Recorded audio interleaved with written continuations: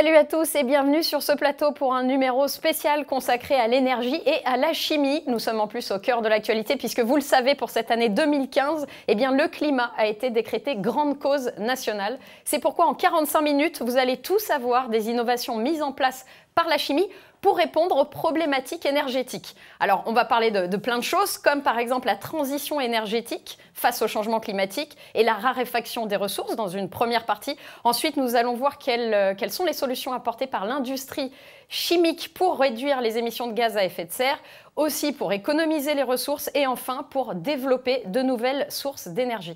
Pour en parler, évidemment, des invités de choix, des invités experts qui vont se succéder sur ce plateau. Et on va démarrer justement sur cette transition énergétique et ses enjeux avec nos invités, à commencer par Philippe Prudon, directeur des affaires techniques de l'Union des industries chimiques. Bonjour Philippe. Bonjour à toutes et à tous. Bienvenue. Merci. À vos côtés, Marie-Danielle Vasquez-Duchesne, chef de projet innovation et relations scientifiques à BASF. Bonjour. Bonjour, bienvenue également. Et Valérie Lucas, de l'autre côté, déléguée générale de l'AFIS. Bonjour Valérie. Bonjour. Alors, vous avez la chance d'être aux côtés de notre trublion chroniqueur. Je suis très fière. Charlie Clark. Salut. Salut Charlie, qui lui aimerait créer du réchauffement climatique dans le cœur des filles. Qu'est-ce que vous voulez ? Il y travaille en tout cas. C'est joliment dit, j'apprécie. Je garde la formule, merci. Désolé de vous troubler. Bref, parlons peu, parlons bien avec vous, Philippe. Alors, comment réussir cette transition énergétique qui est un véritable enjeu aujourd'hui ? Oui, réussir la transition énergétique, c'est un véritable enjeu. Alors, nous, on est doublement concernés. Pourquoi on est concernés ? Tout simplement parce qu'on a besoin de matière pour fabriquer des produits. L'industrie de la chimie, c'est la transformation de la matière. Donc, on prend des matières pour avoir des matières beaucoup plus sophistiquées. Et il y a un certain nombre d'industriels qui témoigneront aujourd'hui dans cette salle, justement, sur tous les produits qu'ils ont pu mettre en œuvre en termes d'évolution. Et le deuxième enjeu, c'est l'énergie. Pour transformer cette matière, on a besoin d'énergie. Alors, clairement, il n'y a pas une énergie propre. La seule énergie qui soit propre, c'est celle qu'on ne consomme pas. Ce n'est pas pour vous encourager à ne pas consommer, mais ça, il faut bien le garder à l'esprit. Même une éolienne, à un moment donné, il a fallu la construire. Donc, vous avez consommé de l'énergie et vous avez mis du CO2. Après, bien entendu, on va demander à une éolienne de se rattraper et de faire en sorte qu'on ait l'énergie. On reviendra justement au fil de cette émission sur le bon équilibre à trouver entre créer des choses pour faire des économies d'énergie et à moindre coût et en respectant aussi la planète et tout ce qui s'ensuit. Alors après, il faut quand même se rappeler le contexte. On est 7 milliards d'individus, on va passer à 9 milliards d'individus. Les ressources sont limitées, aussi bien au niveau des métaux que de l'énergie, donc il faut l'intégrer. Donc chacun peut apporter sa petite pierre à l'édifice. Chacun peut apporter sa petite pierre à l'édifice. Je vais vous donner juste quelques exemples sans rentrer trop dans les chiffres. Mais peut-être pour se rendre compte que chacun est un acteur. Vous envoyez un mail avec 1 mégawatt. C'est 19 grammes de CO2. 19 grammes de CO2, ça ne vous parle peut-être pas beaucoup. Vous prenez un arrosoir de 10 litres, c'est à peu près le volume que ça représente. Alors vous allez me dire, 10 litres, bon, à mon niveau, ce n'est pas beaucoup. Sauf pour 1 milliard d'individus chaque jour, et ça 200 fois dans l'année, ça fait 40 000 tonnes de CO2. Et donc, il faut arrêter de travailler, quoi. Non, on est là pour vous apporter des solutions. J'ai aussi lu des choses incroyables, comme acheter un jean aussi, par exemple. Ça consommait beaucoup d'énergie, de la fabrication jusqu'à la vente, l'industrialisation de la matière. Boire une tasse de café, enfin, des choses qu'on fait vraiment au quotidien. Alors, vous avez raison, on ne s'en rend pas compte parce qu'on a tellement l'habitude de consommer et de ne pas se rendre compte quelle était la quantité d'énergie consommée. Mais quand vous achetez un jean, oui, c'est l'équivalent de 6 à 7 litres de pétrole. Je ne parle pas d'un bain, si vous en prenez un tous les jours, et ça sur l'ensemble de l'année, c'est des centaines de litres d'énergie consommée. Mais une fois de plus, ce n'est pas pour culpabiliser et dire on arrête, mais il faut trouver des solutions, à la fois nous en tant qu'industriels, mais aussi donner des solutions aux citoyens pour faire en sorte qu'ils consomment moins, tout en conservant un bon niveau de vie. Et nous ne sommes pas les seuls. Pensez qu'il y a un très grand nombre de pays qui souhaitent, de façon légitime, avoir le même niveau de vie que nous. Donc, on a besoin de solutions techniques et de solutions en termes de services pour tout le monde. Alors, il y a un petit tableau qui précise justement quels sont les autres exemples de consommation d'énergie qu'on peut faire nous au quotidien. Et je vois avoir un enfant. Donc, je me suis dit, bon, ça, apparemment, il faut arrêter de le faire. La Coupe du Monde de football, mais ça, 2010, qui a coûté une fortune et qui a fait évidemment des dépenses en énergie colossales.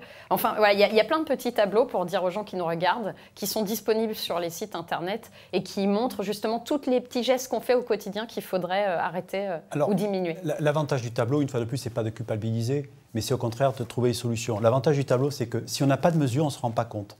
Et donc, pour définir des priorités, il faut mesurer. Tout à l'heure, on en parlera peut-être au niveau des gaz à effet de serre. Bien sûr. Si vous ne mesurez pas les gaz à effet de serre, vous restez dans les généralités. Telle solution par rapport à telle autre solution, il faut être capable de mesurer son impact. Tant qu'on n'est pas capable de le faire, ça ne sert à rien. Pour le changement climatique, on est allé voir un expert en climat. On lui a posé justement cette question très simple. Qu'est-ce que le changement climatique et quelles sont les solutions à apporter? Regardez, on en parle tout de suite après. Ce qu'on a coutume d'appeler changement climatique résulte d'une action de l'homme qui a augmenté dans l'atmosphère la concentration d'un certain nombre de gaz qui laissent bien passer la lumière du soleil et laissent très mal passer les infrarouges émis par la surface de la Terre. Quand on augmente la quantité de ces gaz dans l'atmosphère, ça conduit à réchauffer la partie qui se trouve près du sol de l'atmosphère et, soit dit en passant, à refroidir la stratosphère dans le même temps. Le réchauffement du système climatique, quand il est modeste et qui prend place sur une longue durée, ne pose pas de problème particulier.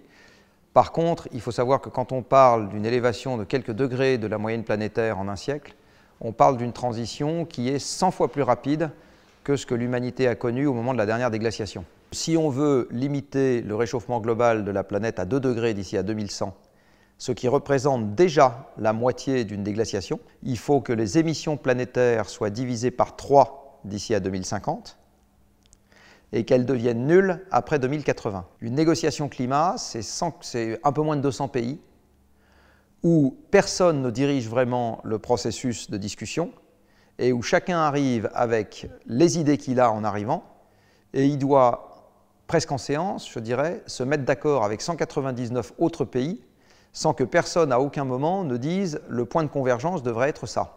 Mon pronostic, c'est qu'il ne sortira pas grand-chose de réellement efficace de la conférence climat qui aura lieu à Paris à la fin de l'année.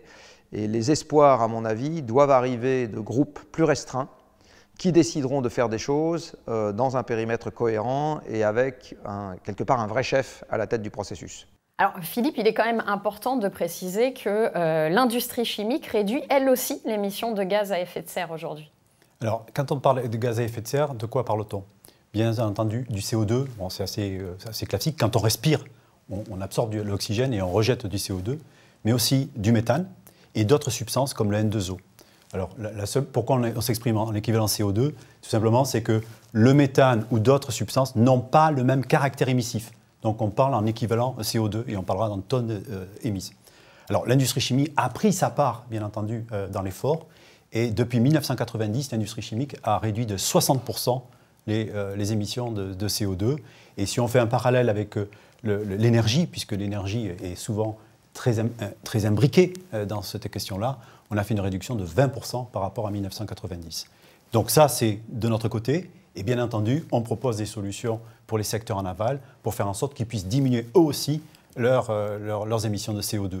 Il y a une étude qui avait été menée il y a de ça 6-7 ans, qui avait montré, qui avait réussi, après des calculs, lorsqu'on émet 1 tonne de CO2 pour fabriquer un produit chimique, ça permet d'économiser 2,5 fois la quantité de CO2 pour les secteurs en aval. Ah oui. Donc ça, c'est quand même c'est énorme. Mais une fois de plus, tout à l'heure, vous aurez des exemples qui montreront tant sur les bâtiments que sur la lumière, sur l'énergie, sur la voiture, sur l'aéronautique, tous les progrès qui peuvent être faits. On va effectivement Une autre façon, il n'y a pas d'industrie qui soit sans industrie chimique présente pour proposer des solutions. Et comme vous l'avez dit, ces solutions, on va les voir en détail en fonction de chacune des industries chimiques qui seront présentes sur le plateau. Et avant, je vous propose de regarder une petite animation justement sur le changement climatique et les solutions apportées. Et ensuite, on parle de la réduction du gaz à effet de serre et des solutions apportées. Regardez. La chimie, moteur d'une économie sobre en carbone. Le monde est confronté à un défi majeur. Fournir de l'énergie à 7 milliards d'individus tout en luttant contre le changement climatique. L'industrie chimique contribue à relever ce défi en concevant des produits innovants et en renforçant l'efficacité de ses procédés. L'ICCA, porte-parole mondiale de l'industrie chimique, a étudié le cycle de vie de nombreux produits fabriqués à partir de produits chimiques et a évalué leur potentiel de réduction des émissions de gaz à effet de serre. La réduction constatée est exceptionnelle.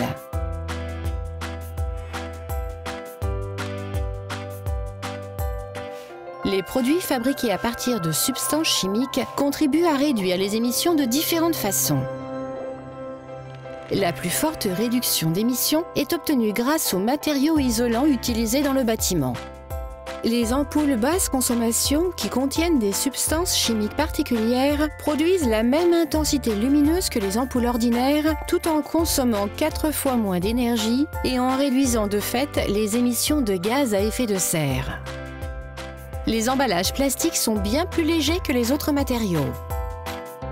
Leur transport nécessite donc beaucoup moins d'énergie, réduisant ainsi sensiblement les émissions.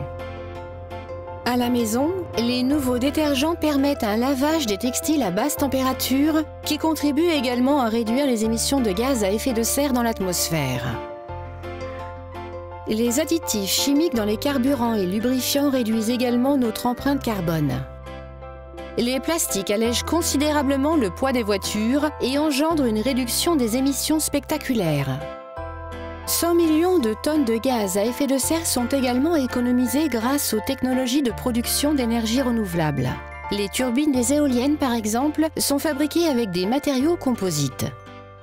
Conscients de leurs responsabilités, les industriels de la chimie améliorent leurs méthodes de production pour réduire leur empreinte carbone. Et ils ne comptent pas s'arrêter là. Grâce à une meilleure collaboration technique, à l'amélioration continue de l'efficacité énergétique et à la croissance des investissements en recherche et développement, les produits chimiques permettront de réduire considérablement les émissions de gaz à effet de serre en moins de 20 ans. Selon des experts, les émissions de gaz à effet de serre pourraient être réduites presque de moitié à l'échelle mondiale. Les industriels de la chimie sont déjà des acteurs clés du développement d'une économie sobre en carbone et la chimie est appelée à jouer encore un rôle majeur dans les années à venir.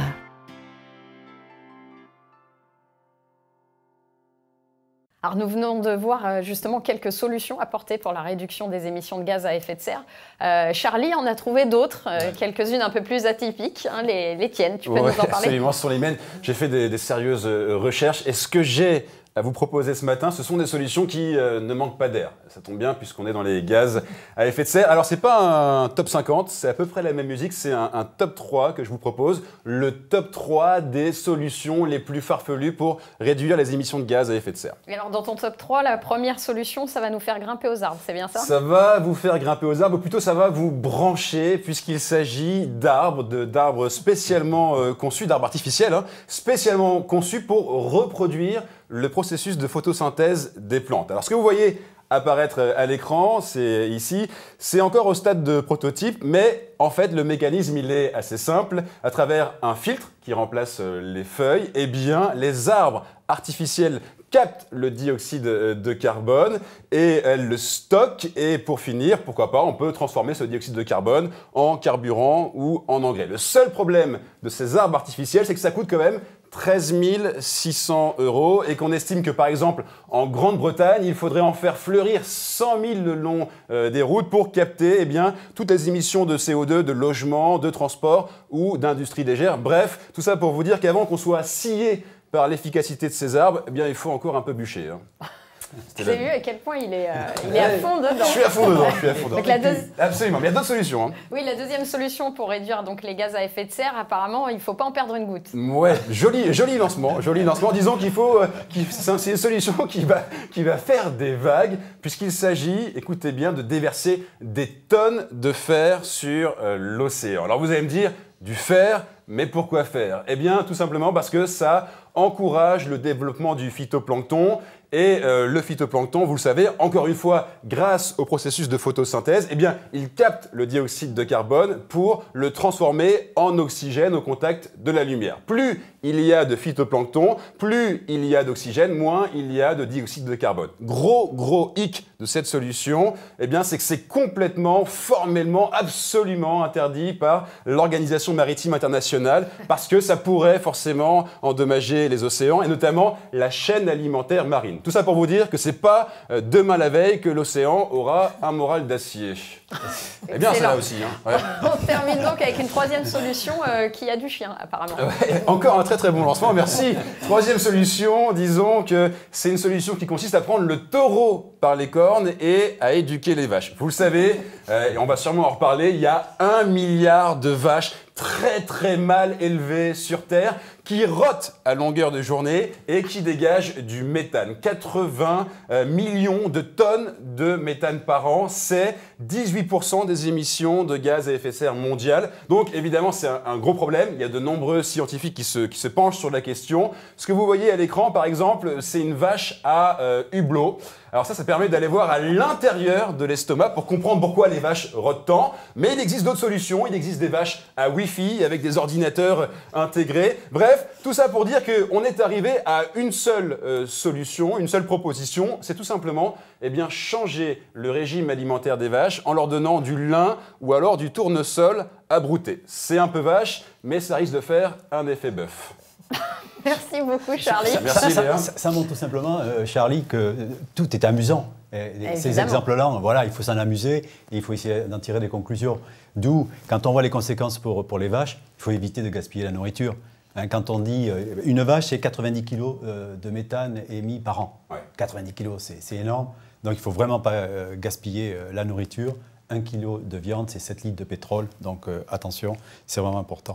Merci donc, Philippe d'avoir montré qu'en fait, il ne disait pas que des bêtises, des conneries. Ça veut dire qu'il vaut mieux manger du poulet que de la vache. Hein, oui, mais il faut connaître la valeur du poulet pour aussi. Il faut le nourrir, le poulet. Oui, c'est vrai. Donc c'est tout le cycle qu'il faut regarder. Parlons, si vous le voulez bien, de solutions très concrètes, des innovations chimiques apportées par nos invités en plateau. Marie-Danielle, vous travaillez à BASF. Une innovation chimique importante qui est le Slentite, voilà, qui est en fait une sorte d'aérogel qui va permettre d'isoler au mieux les habitations et de manière beaucoup plus fine que ce qu'on a l'habitude d'avoir jusqu'à aujourd'hui. Oui. Enfin, à aujourd'hui.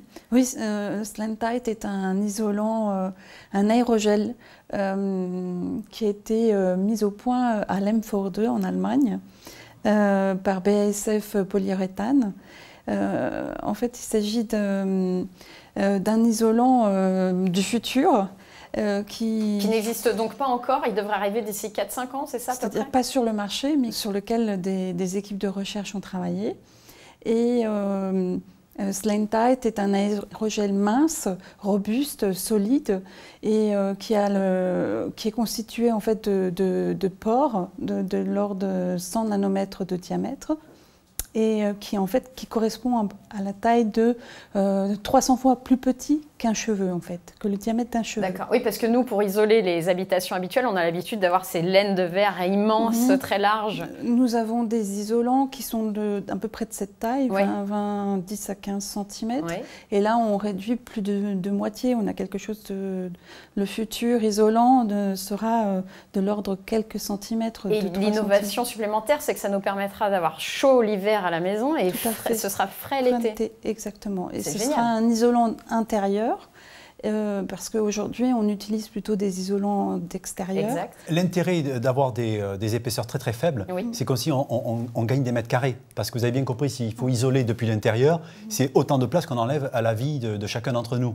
Donc avec ce type de technologie et d'innovation, ça permet de conserver des mètres carrés pour avoir de l'espace et vivre à l'intérieur. Tout à fait, c'est une liberté de design pour les architectes, oui. Eh bien, c'est super, on revient dessus juste après. Il y a une autre solution très innovante qui apporte la chimie et qui apporte surtout Valérie Lucas et la FISE, qui est en fait cette campagne « Pourquoi je préfère 30 degrés ?» Donc, vous avez mobilisé tous les industriels et fabricants de produits de nettoyage et d'entretien, et puis même les particuliers, du coup, pour dire que si on lave à 30 degrés ou même à froid, finalement, on fait de l'économie d'énergie et ça réduit aussi le gaz à effet de serre Pourquoi? Vous pouvez nous en parler plus? Alors, en fait, on utilise, les industriels que je représente, en fait, utilisent les innovations de la chimie, justement pour formuler des nouveaux produits et permettre justement des avancées, et notamment la plus connue est celle de la lessive. Avec une lessive, on est passé de la lessive en poudre à la lessive liquide avec l'intervention des enzymes. Tout ça, c'est de l'innovation qui a permis donc une amélioration en fait du bien-être des gens, une amélioration aussi de la beauté des textiles, de la durabilité. Mais ce qui est important, c'est que ces lessives permettent de laver à basse température. Donc, il faut savoir qu'aujourd'hui, en Europe, donc il y a 98 millions de lavages par jour en Europe. Donc c'est énorme. Donc l'idée. Excusez-nous d'être propre. Donc l'idée justement de l'industrie de la détergent, c'était de se dire que en fait l'impact du lavage, lors de l'analyse de cycle de vie du lavage, l'impact le plus important est au moment où on chauffe l'eau. Finalement, c'est ça qui consomme le plus d'énergie. Donc d'un côté, on fait des lessives qui peuvent fonctionner à basse température. Donc on va demander aux consommateurs de faire des efforts pour le plus laver à 30 plutôt qu'à 40 degrés, puisque la moyenne nationale en France est un lavage à 40 degrés. Mais alors ça, c'est l'effort que peut faire le consommateur. Mais qu'est-ce qui, dans la chimie, permet ces innovations et cette réduction du coup des gaz à effet de serre? En fait, c'est l'introduction des enzymes qui permettent de travailler en fait, le nettoyage à basse température, qui fait qu'on peut aujourd'hui proposer aux consommateurs de laver à 30 degrés plutôt qu'à 40 ou 60 degrés, comme on le fait avec de la poudre. D'accord. Voilà. Donc c'est vraiment l'innovation dans les produits chimiques qui permettent aujourd'hui aux formulateurs que représentent les industriels de la lessive d'utiliser, de formuler pour le mieux pour tous les consommateurs.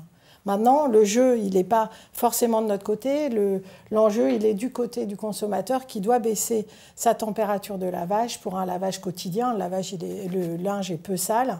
Il peut très bien diminuer de 10 degrés sa lessive. Et l'enjeu de cette campagne est d'obtenir donc une baisse de 3 degrés en moyenne sur tous les lavages qu'on peut faire à la maison. D'accord, merci beaucoup. Peut-être un dernier petit mot pour dire jusqu'où peut aller le progrès, Philippe Prudon. Il n'y a pas de limite. Il n'y a pas de limite. Merci beaucoup. Merci à tous les trois. Merci à Philippe Prudon, Marie-Danielle Vasquez-Duchesne et Valérie Lucas d'avoir été avec nous pour cette émission spéciale. Comment économiser les ressources, c'est l'objet de notre deuxième partie.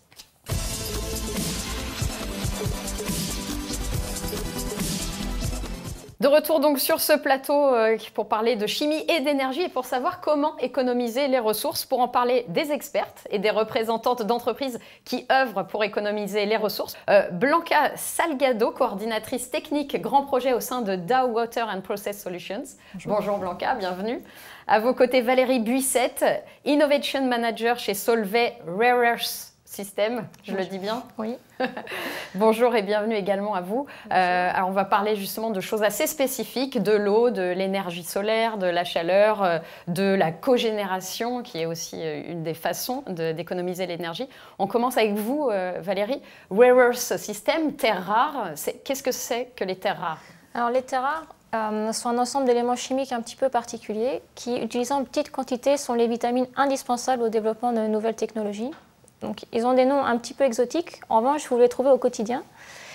Donc, on peut penser à leurs utilisations dans les aimants de performance qui sont utilisés dans les véhicules hybrides électriques, les éoliennes. Ils sont utilisés classiquement depuis de nombreuses années dans les systèmes de dépollution des véhicules essence et diesel, par exemple ce qu'on appelle communément les pots catalytiques et les filtres à particules. Ils sont utilisés dans vos systèmes d'éclairage, donc les lampes basse consommation comme celle-ci, les tubes fluorescents et puis les LED. Et puis, vous les rencontrez dans certains examens médicaux, par exemple les IRM ou les examens par tomographie. Alors, dans les ampoules à basse consommation, comme vous avez en plateau, par exemple, ce qu'on appelle terre rare, c'est une sorte de poudre blanche qu'on trouve quand on recycle l'ampoule. En fait, la terre rare, c'est un composant de la poudre blanche, ici, qui est le composé actif qui va émettre la lumière. Donc, en fait, il y a un mélange de trois composés, un qui émet la lumière rouge, un qui émet la lumière bleue, un qui émet la lumière verte. Le mélange permet d'obtenir une lumière blanche avec différents degrés de couleur. Et alors, en quoi les terres rares économisent les ressources, du coup? En fait, l'utilisation de lampes fluorescentes permet d'avoir un système beaucoup plus efficace énergétiquement. et donc économiser l'énergie, d'abord par ce type de système et puis ensuite par les LED. D'où l'importance aussi pour nous, en tant que consommateurs, d'aller redéposer nos ampoules, basse consommation ou autres, et de recycler, en fait. Oui, alors ça, c'est parce qu'en fait, jusqu'à présent, sur la partie lampe, il y a une filière de recyclage qui est mise en place, notamment par les éco-organismes type Recilum, qui disposent des bacs de tri et de collecte dans vos magasins de proximité. En revanche, jusqu'à récemment, les recycleurs valorisaient uniquement le plastique, le verre, les éléments métalliques et le mercure. Et la partie active, le contenant des terres rares, a été mise en décharge. Donc, après plusieurs années de recherche, la société Solvay a mis en place un procédé qui permet de valoriser ce déchet. En fait, on le traite par un procédé chimique multi-étapes sur nos 2 usines. Une première qui est basée à Saint-Fond, près de Lyon, et une seconde qui est basée à La Rochelle. On va récupérer la poudre, faire une première attaque chimique qui produit ce qu'on appelle un concentré de terres rares, et puis après une seconde étape qui permet d'obtenir des terres rares séparées. Donc ça, c'est une compétence et des équipements industriels qui sont uniques en Europe, à La Rochelle. Ouais, vous êtes les seuls.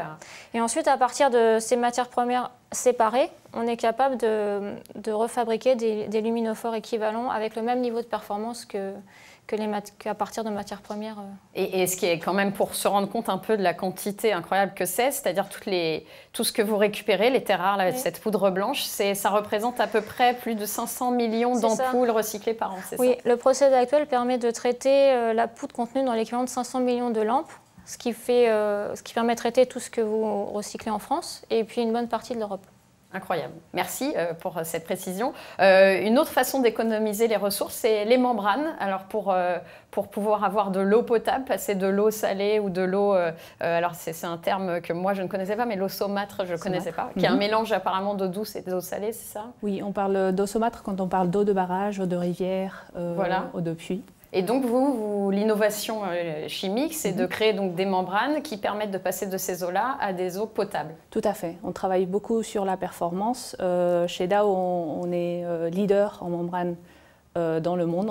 Nos produits traitent à peu près 1 million de litres par seconde, globalement. Donc, on travaille surtout sur la chimie de la membrane. C'est un composé à base de polyamide à l'intérieur. Ouais. Donc, on finit par avoir une feuille de membrane qui est enroulée à l'intérieur de nos produits. Comme un parchemin un peu très serré. Tout à fait. Alors, quel est l'impact de la performance ou de l'augmentation de la performance de nos travaux sur les membranes directement sur les ressources énergétiques? Pour comprendre ça, il faut comprendre que énergie et eau sont très intimement liées. On n'est pas capable de produire aujourd'hui de l'énergie sans eau. Et il faut bien sûr une eau d'une certaine qualité qui nous permette d'avoir une vapeur de certaines compositions pour pouvoir travailler sur les turbines, etc. Donc très important d'avoir un moyen de purifier cette eau. Et également pour produire cette eau et pouvoir la purifier, avoir une eau douce de qualité suffisante, il faut de l'énergie. Donc d'où le lien très direct. Et d'où, c'est ce que fait donc Dow Water and Process Solutions. Oui, tout à fait. Nos produits traitent aujourd'hui plus d'1 million de litres par seconde. Oui. Et nos chimistes travaillent beaucoup sur la chimie des matériaux et la chimie de la membrane pour pouvoir améliorer les performances. Donc avec le temps, on a bien compris la chimie de la polyamide. Aujourd'hui, nous avons des produits sur le marché dont Dow FilmTech Eco, ou d'autres membranes qui sont disponibles sur le marché depuis très longtemps, donc depuis 2013 plus ou moins, qui nous permettent d'économiser jusqu'à 30% des besoins énergétiques par rapport à des membranes conventionnelles. Donc un impact très important. Ah oui, 30%, c'est sûr, c'est vraiment pas rien. Mais alors du coup, d'une manière très globale, très générale, l'intérêt pour la planète de manière respective, vous? Donc, on parle beaucoup de l'augmentation de besoins énergétiques dans les prochaines années, d'une augmentation de la population et des besoins industriels qui lui sont associés par la consommation. Donc, on parle de 9 milliards de personnes dans les années 50, mais il faut comprendre que déjà en 2030, uniquement 60% des besoins en eau seront couvertes par des sources d'eau traditionnelles. Donc il faudra qu'on aille chercher ailleurs. D'où l'intérêt d'avoir des systèmes de purification pour pouvoir produire ces besoins en eau additionnels. Merci Valérie. En fait, les procédés de recyclage permettent de profiter d'une nouvelle source d'accès aux matières premières qui est ce qu'on appelle le gisement urbain. Oui. C'est-à-dire qu'on est capable d'avoir, premièrement, d'économiser les ressources, d'éviter donc l'exploitation du minerai. Et puis la deuxième chose, en fait, c'est qu'on est capable de finir la boucle de recyclage qui était mise en œuvre et d'éviter la mise en décharge de matériaux à haute valeur ajoutée. Merci beaucoup à toutes les deux. On l'a vu, en tout cas, tout déchet ou toute matière peut avoir une valeur différente quand on la transforme. C'est ce que nous explique Christophe Deboeuf, DG de Néo Eco, dans cette vidéo. Je vous propose qu'on la regarde et puis je vous dis merci et à très bientôt. L'économie circulaire, c'est la possibilité de créer à partir de déchets, de les avoir triés, une nouvelle matière ou une nouvelle énergie qui sera à chaque fois locale. On va chercher qu'elle soit durable, ça va permettre de réduire les transports et ça va permettre aussi de créer de la valeur, aussi bien sur des emplois locaux que sur une dimension aussi de sauvegarder la matière première naturelle. Chez Néo Eco, nous avons développé un programme de valorisation du biogaz en hydrogène. Alors ça consiste en quoi? Ça consiste à, d'abord, il faut créer du biogaz. Le biogaz, on va le créer par la fermentation des déchets, des biodéchets, donc des déchets qui proviennent des cantines ou des restaurants. On va les transformer, ils vont progressivement se décomposer, créer du biogaz. Le biogaz qui va être composé essentiellement de méthane. Le méthane, c'est du CH4 et on retrouve donc potentiellement de l'hydrogène. Alors le méthane, il est déjà utilisable en énergie, mais on peut aller plus loin et encore de manière plus innovante vers l'hydrogène. Et nous sommes en train de développer un catalyseur à basse température, donc on est en plein dans la chimie. La chimie et le déchet sont deux notions qui vont se développer progressivement ensemble. Et on permet ainsi, grâce au catalyseur basse température, de transformer le méthane en hydrogène, l'hydrogène qui pourra être réutilisé par les moteurs demain, les moteurs de voitures, et qui eux-mêmes vont rejeter dans l'air de l'eau. Donc nous l'avons vu, il faut donc économiser les ressources, mais aussi créer de nouvelles sources d'énergie. C'est pourquoi la chimie est très importante aujourd'hui et nous allons en parler avec des experts qui vont donc nous dire quel est le rôle de la chimie justement pour créer ces nouvelles ressources. Avec nous donc sur ce plateau Dominique Jousset, General Manager Apolia, Direction Recherche et Développement chez Arkema. Bonjour, bienvenue Dominique. À vos côtés, Gérald Pourcelli, professeur à l'Université de Montpellier et chargé de mission énergie à la direction du CNRS. Bonjour et bienvenue Gérald, à vous aussi. Aux côtés de Charlie, Eletquin nous a rejoint également, directrice stratégie, réglementation et affaires externes d'Air Liquide Nouveau Marché.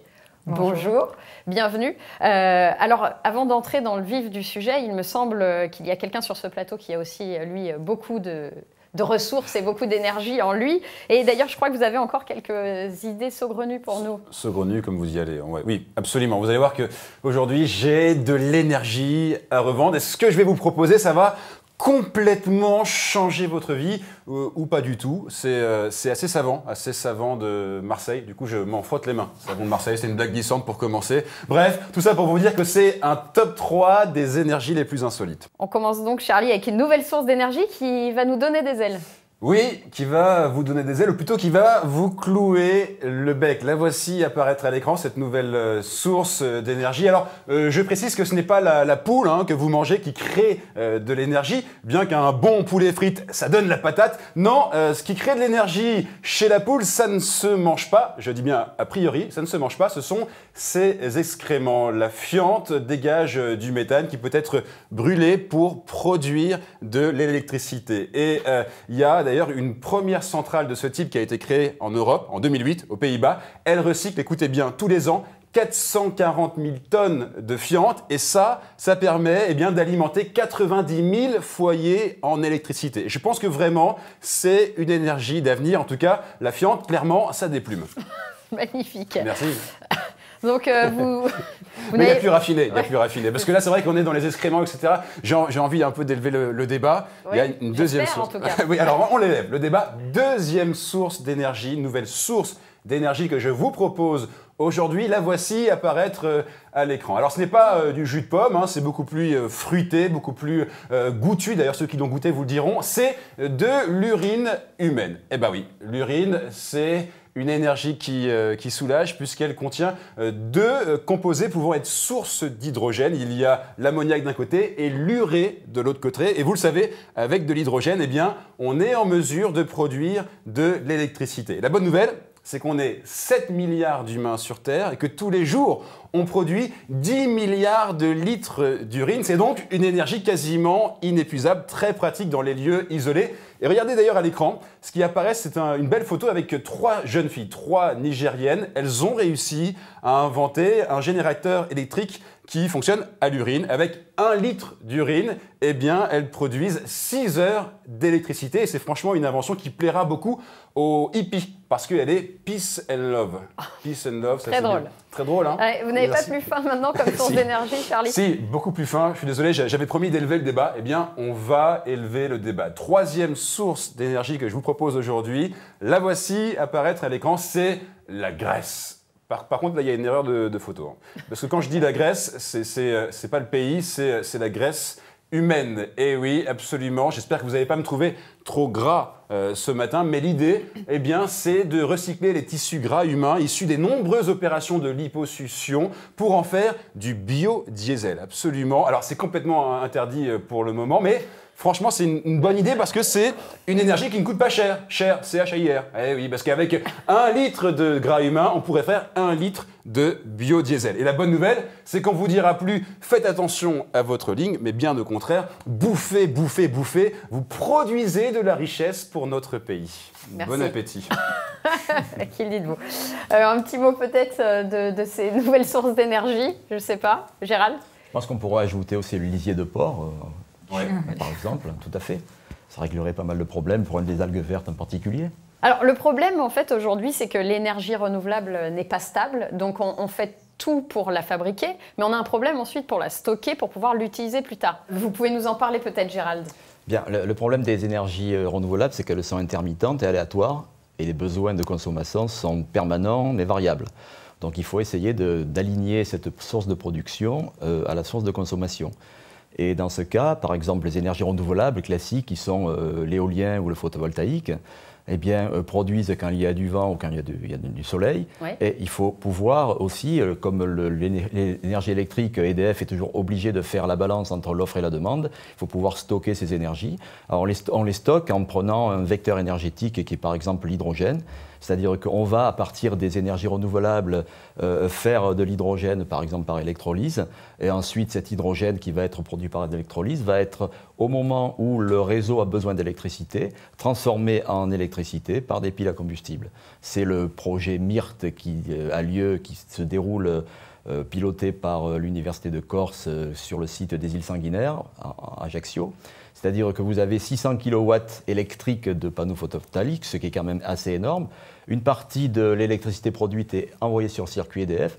Une partie sert à produire de l'hydrogène par un procédé d'électrolyse. Cet hydrogène ensuite est stocké sous pression. Et cet hydrogène, quand le réseau a besoin d'électricité, ou quand il fait nuit par exemple, quand les panneaux photovoltaïques ne produisent plus, eh bien, est transformé en électricité par des piles à combustible. Alors la chimie dans tout ça, la chimie se situe au niveau, évidemment, de la chimie des matériaux aussi. La chimie des matériaux pour avoir des électrodes d'électrolyseurs plus performantes, pour avoir des membranes. Dans le plateau précédent, on a parlé de membranes pour l'osmose inverse, là on a des membranes pour conduire les ions d'une électrode à une autre.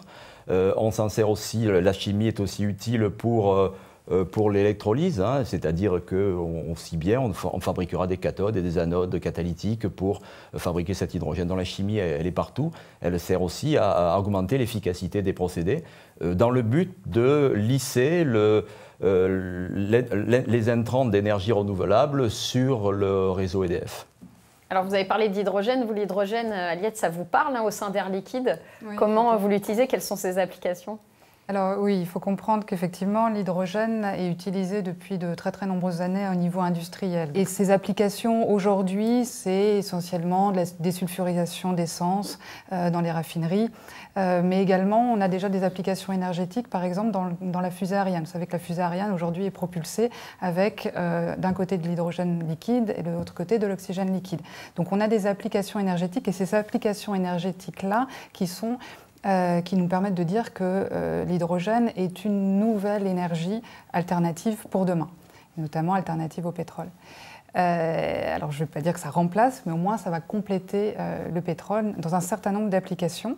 D'un côté, je peux citer un certain nombre d'applications comme les chariots élévateurs dans les plateformes logistiques. Vous avez déjà aux États-Unis quasiment 6000 chariots élévateurs qui tournent avec de l'hydrogène, qui alimente une pile à hydrogène qui va lui-même alimenter un moteur électrique. Vous avez, alors c'est sur des plateformes logistiques qui sont des grands logisticiens, comme Coca-Cola, Walmart, enfin, donc pas des petites enseignes. En France, ça commence avec notamment la plateforme logistique d'IKEA, qu'on a équipée récemment d'une station de distribution à hydrogène et de chariots élévateurs à hydrogène. Et nous avons également tout ce qui est application transport, donc le transport durable. Vous avez, l'hydrogène permet une mobilité propre, puisqu'elle a les avantages des véhicules électriques. Les véhicules électriques à hydrogène ne produisent que de l'eau et aucun polluant. Elles sont aussi silencieuses. J'espère qu'on viendra à cela d'ailleurs dans quelques années, qu'ils seront tous ainsi... On l'espère, oui, tout à fait. Ils seront tous propres. Et puis, en même temps, vous avez un véhicule électrique qui a une autonomie de 500 à 600 km et qui se recharge en 3 à 5 minutes.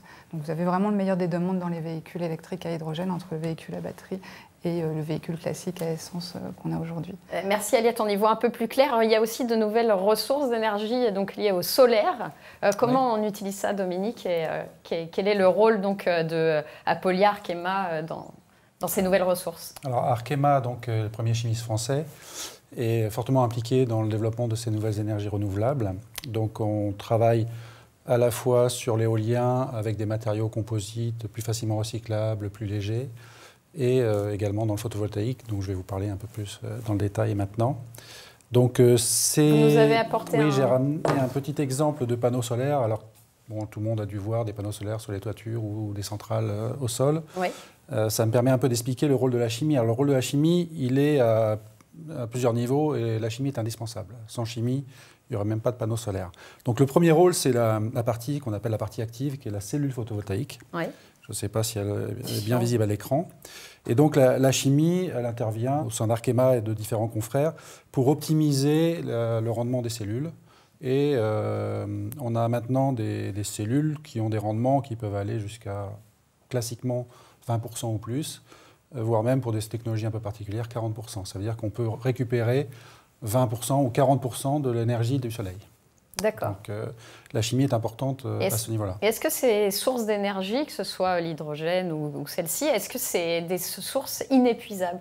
Le soleil est une source inépuisable et relativement bien répartie sur la Terre. Alors bien sûr, il y a des régions où il fait un ensoleillement un peu plus important, mais même l'Allemagne, qui est un leader européen dans les énergies renouvelables, en particulier solaires, a des capacités de production énergétique en photovoltaïque. Actuellement, c'est encore le nucléaire qui domine largement le paysage au niveau de l'électricité produite en France. Ce n'est pas le cas de tous nos voisins, mais c'est franchement très important d'avoir des énergies renouvelables pour produire l'électricité et effectivement aussi pour le transport.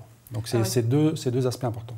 Effectivement, et donc quand on atteint ces seuils d'énergie renouvelable dans le mix énergétique, il faut la stocker. Donc M. Poncelet l'expliquait bien. On la stocke effectivement sous forme d'hydrogène, en produisant de l'hydrogène par électrolyse de l'eau. Donc il faut savoir que l'hydrogène est l'élément, vous demandiez est-ce que c'est inépuisable, c'est un des éléments les plus abondants dans l'univers, sur Terre notamment. Donc, vous le stockez et une fois que vous avez cet hydrogène, ce qui est intéressant, c'est de l'appliquer, d'où la nécessité de développer un certain nombre d'applications. Donc, j'en parlais de la logistique, je parlais du transport, je pourrais parler aussi des applications dans le bâtiment pour faire de la chaleur et l'électricité. Ce qui est important aujourd'hui, c'est donc de développer des marchés de masse pour utiliser cet hydrogène. Et pour ça, on a quand même besoin d'un engagement fort de l'État aux côtés de l'Union européenne ou des collectivités locales. Ils sont en train. Alors ils sont en train, les collectivités locales, c'est intéressant de voir qu'elles sont extrêmement moteurs puisqu'elles se rendent compte que c'est une façon de développer leur indépendance énergétique en produisant localement des sources d'énergie.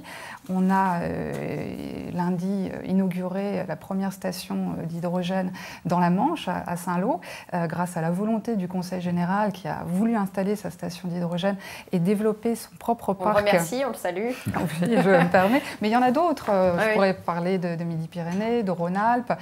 Et ils ont développé effectivement, avec l'aide d'une petite PME française, des véhicules électriques à hydrogène qui alimentent donc leur flotte de véhicules. Alors vous en parliez tout à l'heure, juste pour conclure de manière très brève, Gérald, est-ce que c'est donc la fin du pétrole, oui ou non? Qui peut prévoir la fin du pétrole? Certainement pas les pays producteurs, puisqu'ils sont très réservés sur leurs ressources, étant donné que tout argument qui partirait dans la presse ferait chuter ou augmenter les prix du baril. Donc on ne sait pas, c'est 30 ans, 50 ans, 100 ans peut-être, avec les pétroles de schiste maintenant, ça peut même aller plus loin. Il y aura toujours du pétrole, il y aura toujours du gaz naturel, ce n'est pas la fin. L'important, comme l'a dit notre collègue d'Air Liquide, c'est de trouver des énergies qui soient des énergies propres. L'hydrogène, il faut le produire si possible de façon décarbonée, sans empreinte carbone. Il faut aussi pouvoir le stocker. On a parlé du stockage, le stockage comprimé, le stockage aussi. La chimie intervient dans le stockage solide de l'hydrogène en particulier. On arrive à faire des hydrures métalliques, des complexes avec du magnésium et de l'hydrogène. En fait, juste ce qu'il faut retenir de tout ça, c'est qu'aujourd'hui, on a besoin de toutes les ressources d'énergie. On a besoin d'un mix énergétique important et de pousser, et ma collègue parlait des collectivités territoriales. Il y a vraiment dans les collectivités territoriales des gens qui sont vraiment à la pointe, qui sont moteurs pour lancer des applications et pour faire en sorte qu'effectivement les énergies renouvelables prennent de plus en plus de place dans le mix. Merci. Merci beaucoup à vous trois. Merci à vous de nous avoir suivis. Merci Charlie pour ces superbes chroniques. On se retrouve bientôt. J'espère que vous avez bien compris l'importance de la chimie pour la planète. Voilà. Et d'ailleurs, l'importance aussi de votre rôle à vous. Donc n'hésitez pas à aller recycler toutes vos ampoules basse consommation, puisqu'on recycle beaucoup. Et puis également, je préfère 30 degrés pour la machine. On compte sur vous et on vous dit à très bientôt. Salut.